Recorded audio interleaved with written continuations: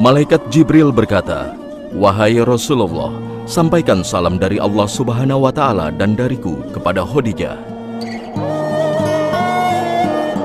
Dan beritahukanlah dia bahwa rumahnya di surga terbuat dari mutiara. Tidak ada kebisingan dan kepayahan di dalamnya." Hadis riwayat Muslim.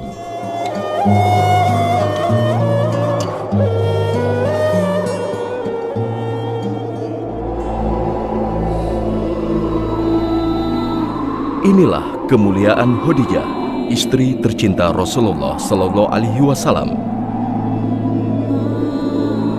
Tempat bernaung, berkeluh kesah, dan menjadi sandaran serta perisai Rasulullah dalam menyebarkan risalah ilahi.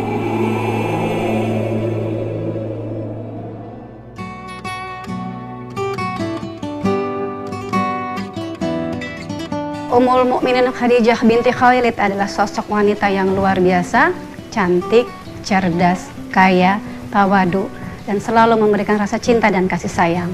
Beliau adalah istri pertama dari Rasulullah SAW yang membantu dengan jiwa, harta, dan ketabahan perjuangan Islam.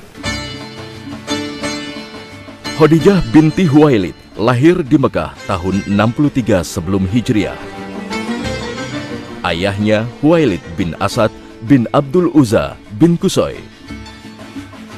Nasabnya bertemu dengan nasab Rasulullah di kakek keempat, yaitu Qusay bin Kilab. Kecantikan, kecerdasan, kehormatan, dan budi pekertinya dikenal luas di kalangan Quraisy, hingga mereka menjulukinya At-Thahirah atau wanita suci. Sejarah bahkan mencatat kaum Quraisy mengagungkan Khadijah dan menyebutnya Ratu Quraisy atau Ratu Mekah karena kekayaannya yang melimpah. Sejarah tidak menyebutkan tentang seberapa besar kekayaan Khadijah, tapi kita bisa melihat beberapa indikasi. Pertama adalah tentu bukan sembarang orang yang punya perdagangan yang sampai ke negeri Syam.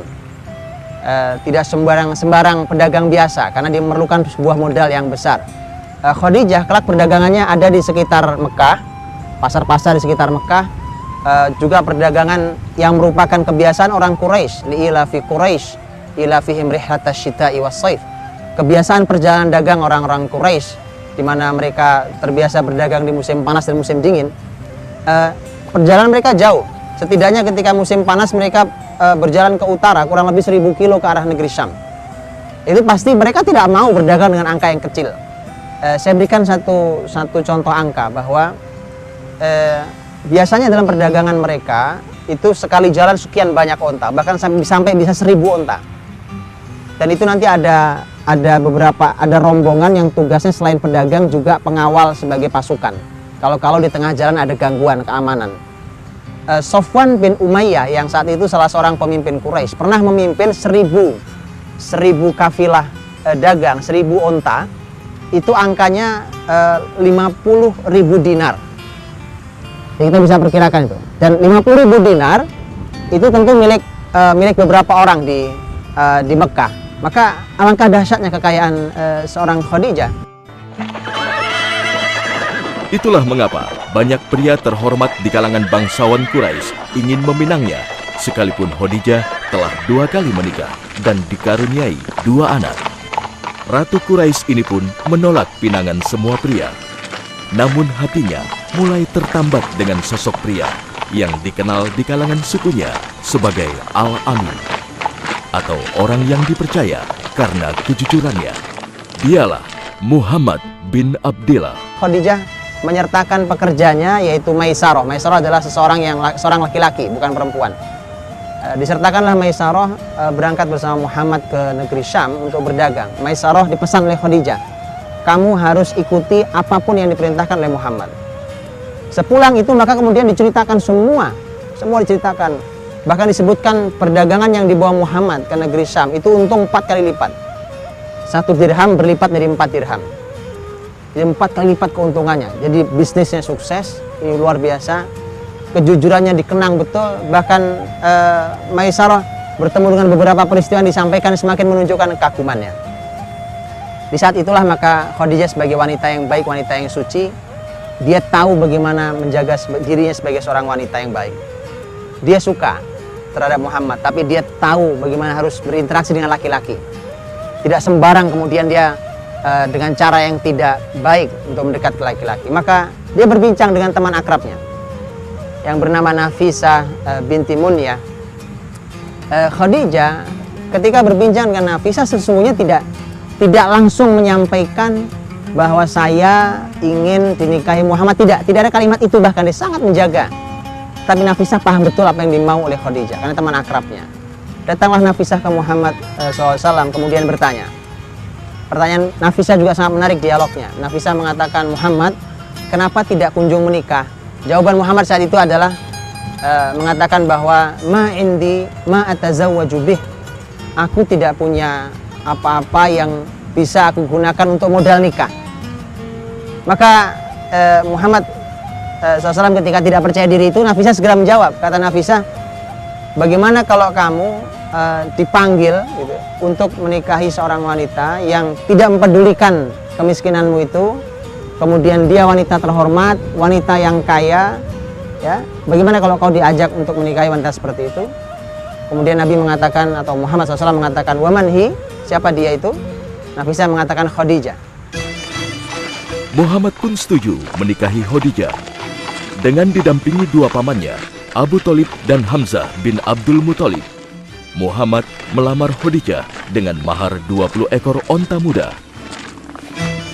Pada tahun 595 Masehi, pernikahan agung pasangan mulia Al-Amin, pria terpercaya yang berusia 25 tahun, dan wanita suci yang berusia 40 tahun, digelar di Mekah. Aisyah pernah menyampaikan bahwa tidak ada wanita yang paling aku cemburui kecuali Khadijah. Padahal aku belum pernah bertemu dengan Khadijah.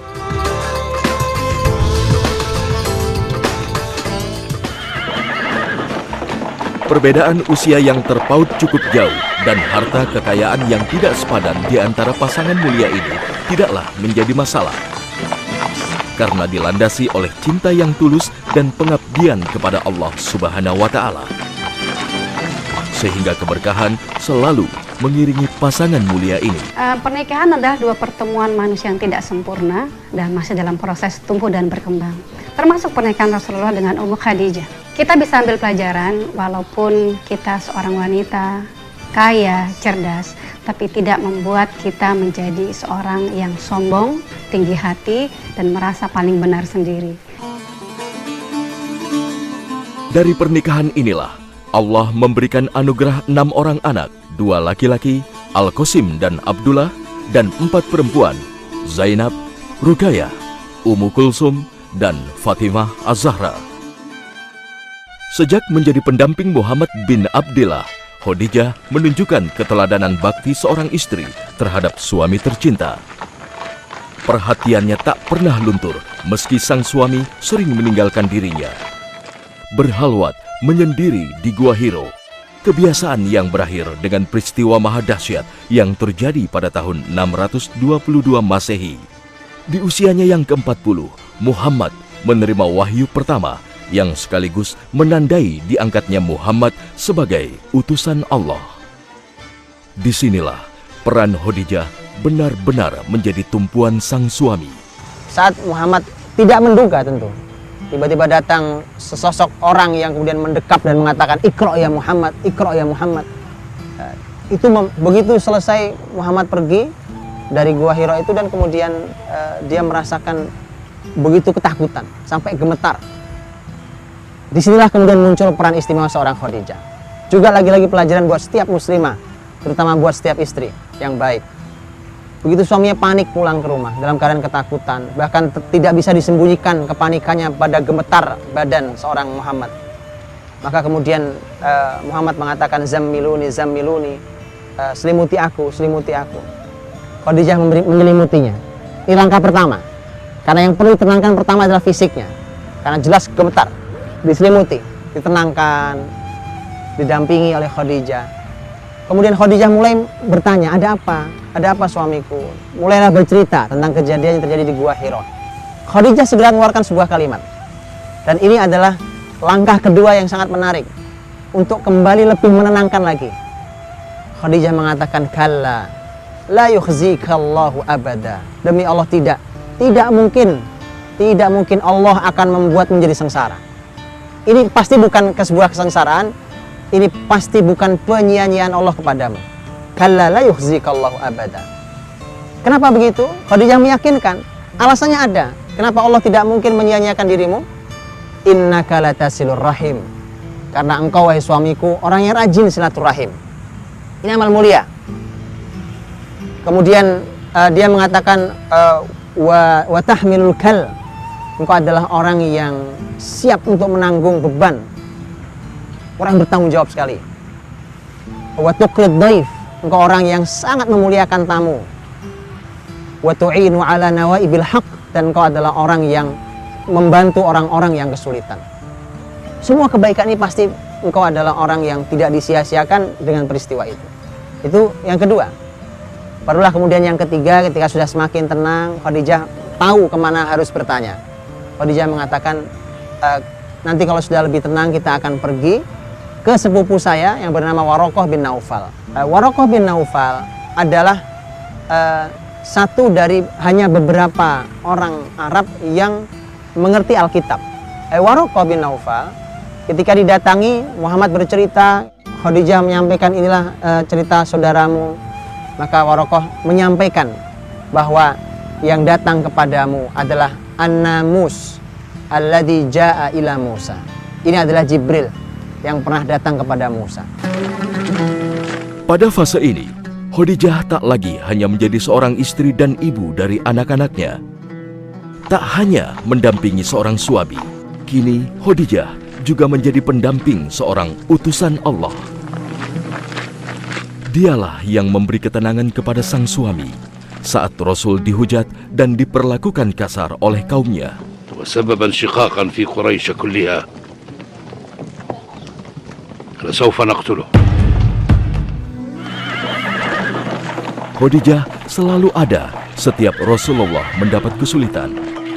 Harta dan jiwanya diperuntukkan bagi dakwah Rasulullah. Itulah mengapa Rasul begitu mencintai Khadijah, bahkan sampai Khadijah tiada. Aisyah radhiyallahu anha, salah seorang istri Nabi yang nanti dinikahi Nabi setelah Khadijah wafat. Rasul tidak menikah dengan wanita manapun saat Khadijah masih hidup.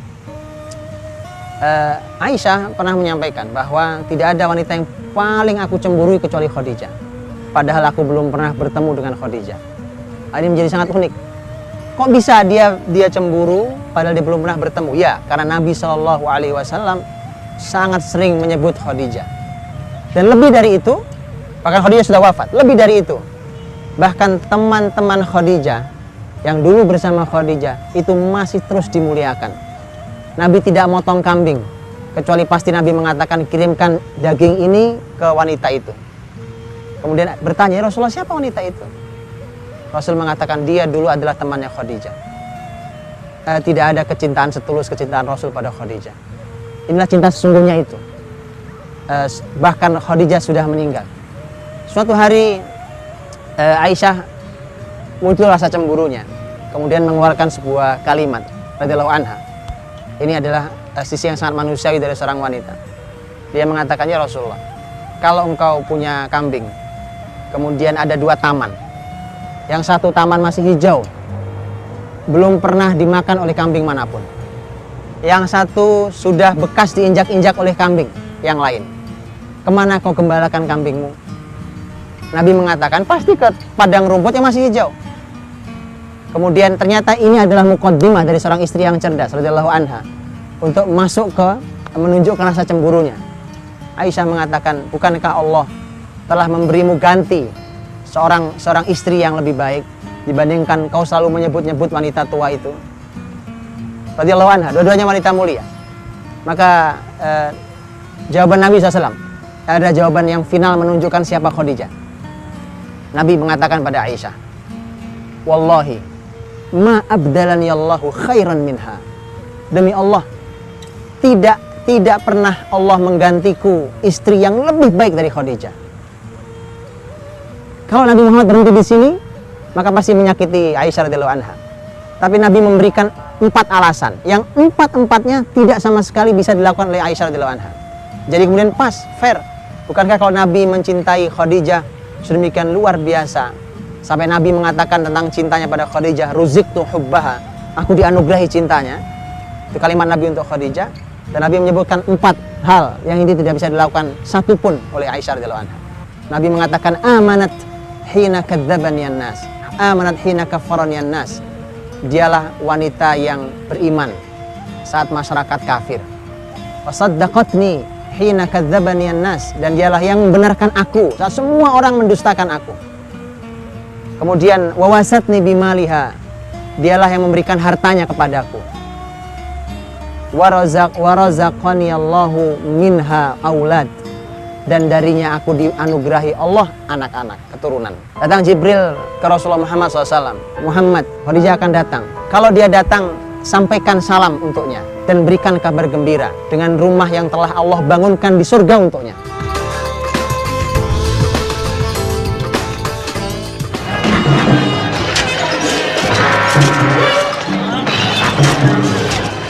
Pada tahun 616 Masehi, Rasul dan kaum muslimin diboikot kaum Quraisy. Hal ini dilakukan setelah kaum musyrik Quraisy selalu gagal menghentikan dakwah Rasulullah.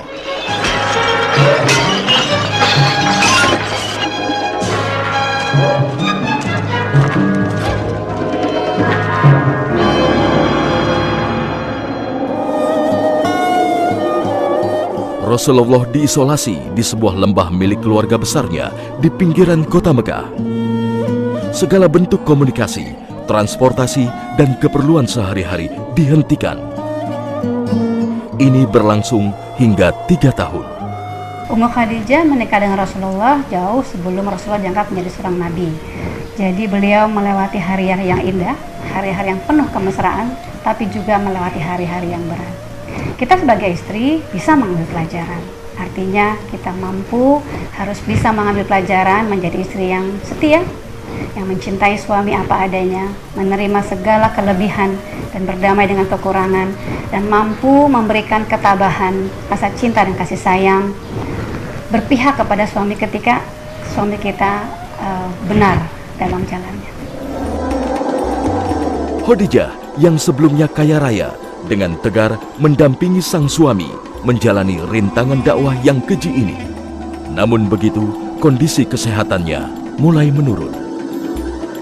Hingga pada tahun 916 Masehi, setelah pemboikotan dihentikan, Khadijah jatuh sakit dan akhirnya meninggal dunia di usia 60 tahun. Inilah peristiwa yang mengguncang diri Rasulullah Shallallahu Alaihi Wasallam. Khadijah radhiyallahu anha menemani Rasulullah SAW sejak diangkat. Jadi Nabi berumah tangga dengan Khadijah kurang lebih hampir 25 tahun lamanya. 25 tahun bersama, 25 tahun membesarkan putra-putri. Kemudian dari 25 tahun itu 10 tahunnya adalah hari yang istimewa, yaitu waktu-waktu yang istimewa karena Khadijah menemani risalah Muhammad SAW. Menemani Muhammad saat beliau jadi Rasul selama 10 tahun. Pada tahun 10 kenabian, artinya Muhammad di Mekah dan beliau menjadi Nabi selama 10 tahun. Saat itu bulan Ramadan. Sejarah menyebutkan setelah kurang lebih 3 bulan atau 2 bulan sejak wafatnya Abu Thalib. Pada tahun yang sama, karena Abu Thalib meninggal bulan Rajab, sementara Khadijah meninggal bulan Ramadan, tahun 10 kenabian. Saat itulah kemudian Rasulullah Shallallahu Alaihi Wasallam begitu sedih karena harus ditinggal oleh istri yang begitu setia, istri yang disayanginya, istri yang begitu berjasa dalam kehidupan sang suami. Khadijah meninggal dengan saat itu sampai sejarah di sebagian sejarah Islam disebut sebagai Amul Huzni, sebagai tahun kesedihan Nabi Shallallahu Alaihi Wasallam. Khadijah radhiyallahu anha dimakamkan di pemakaman Ma'la. Pemakaman Ma'la itu kalau kita melihat di Mekah itu ada Safa, ada Marwa. Maka dari arah Marwa kita terus berjalan lurus kita akan bertemu dengan makam Ma'la namanya. Hari ini disebut pemakaman Ma'la itu, di dalamnya ada kotak gitu, yang itu adalah makam Khadijah radhiyallahu anha. Satu kotak itu ada dua kotak lagi di dalamnya. Satu agak besar, satu agak kecil. Disebutkan bahwa yang besarnya adalah makam Khadijah radhiyallahu anha, dan yang kecil adalah makam Al-Qasim, putra pertamanya yang meninggal. Khadijah merupakan nikmat Allah yang sangat besar bagi Rasulullah Sallallahu Alaihi Wasallam. Selama seperempat abad setia mendampingi Nabi dan dakwahnya dengan segenap jiwa dan harta. Pengabdian dan pengorbanannya yang agung menempatkan dirinya sebagai wanita paling mulia di dunia hingga menjadi perbincangan di langit. Rasulullah Shallallahu Alaihi Wasallam pernah menyampaikan tentang 4 wanita terbaik di muka bumi ini, juga 4 wanita terbaik di surga sana. Ada 2 riwayat.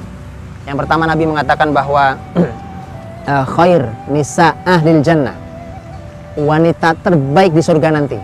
Itu ada 4. Tapi dalam riwayat lain kalimat Nabi adalah khair nisa ahlid dunya, atau khair nisa'id dunya, wanita terbaik di dunia ini. Artinya bahwa ini adalah wanita pilihan baik di dunia ataupun nanti saat di surga. 4 wanita itu adalah Khadijah binti Khuwailid radhiyallahu anha, istri Nabi sallallahu alaihi wasallam. Fatimah binti Muhammad, Fatimah Az-Zahra, putri Nabi sallallahu alaihi wasallam, istri Ali bin Abi Thalib radhiyallahu anhu. Kemudian yang ketiga, Maryam ibnatu Imran, Maryam putrinya Imran, wa Asiyah binti Muzahim imra'atu Fir'aun, Asiyah binti Muzahim, istrinya Fir'aun.